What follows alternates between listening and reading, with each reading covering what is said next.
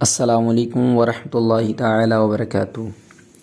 ناظرین، میں پھر آپ کی بارگاہ میں ایک مسئلہ لے کر حاضر ہوا ہوں، اور وہ مسئلہ نماز کے تعلق سے ہے، کیونکہ نماز کے اندر چند چیزیں ایسی ہوتی ہیں کہ اگر اس کا خیال نہ کیا جائے تو پھر وہ نماز نہیں ہوتی۔ نماز کے اندر کچھ چیزیں فرض ہیں، کچھ چیزیں واجب ہیں۔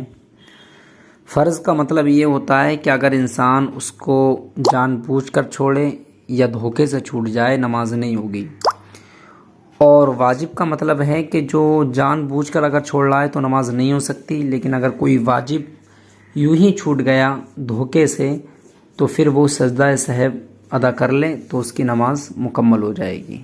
سجدہ سہو جو ہوتا ہے وہ واجب کی کمی کی بھرپائی کر دیتا ہے۔ تو آج کا مسئلہ یہ ہے کہ اتحیات سے پہلے بسم اللہ پڑھ لی تو انسان کی نماز ہوگی یا نہیں ہوگی۔ چلیے مسئلے کی طرف چلتے ہیں۔ بسم اللہ الرحمن الرحیم۔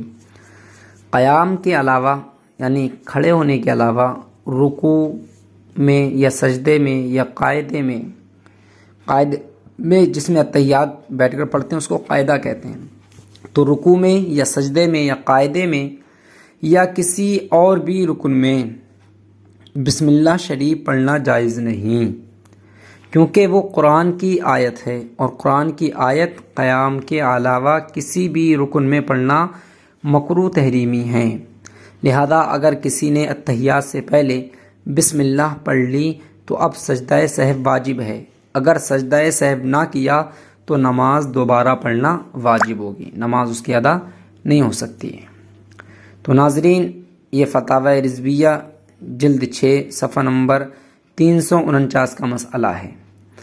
تو رکن یعنی فرض صرف جب انسان کھڑا ہو کر قرأت کرتا ہے تو کھڑے ہونے کی حالت میں قرأت کرنے سے پہلے انسان بسم اللہ پڑھ سکتا ہے، لیکن اس کے علاوہ آیا رکوع کرے گا، سجدہ کرے گا، تحیات میں بیٹھے گا، تو ان ساری چیزوں میں کیا ہے، یا خروج بسنعی ہی ہے کہ سلام پھیر رہا ہے، تو اس سے پہلے انسان بسم اللہ نہیں پڑھ سکتا۔ اگر کسی نے بسم اللہ پڑھی، رکوع میں گیا اور تسبیح پڑھنے سے پہلے بسم اللہ پڑھی، یا سجدے میں گیا اور سجدے میں جانے میں تسبیح پڑھنے سے پہلے بسم اللہ پڑھی، یا اتحیات پڑھنے سے پہلے بسم اللہ پڑھی، یا سلام پھیرنے سے پہلے بسم اللہ پڑھی، تو اب اس پر سجدہ سہو واجب ہے۔